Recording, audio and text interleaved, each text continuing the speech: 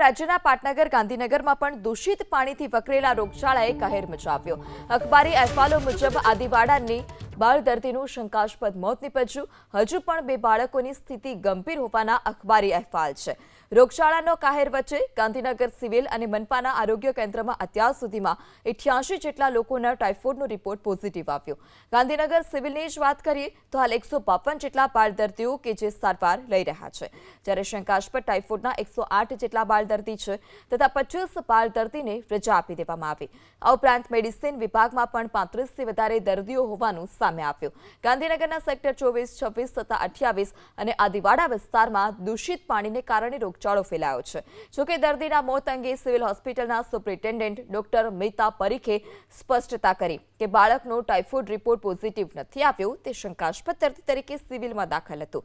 Multi organ ફ્લોયર જેવી સ્થિતિ પણ છે. જોકે ટાઇફોઇડથી જ બાળકીનું મોત થયું તેવું કહી ન શકાય.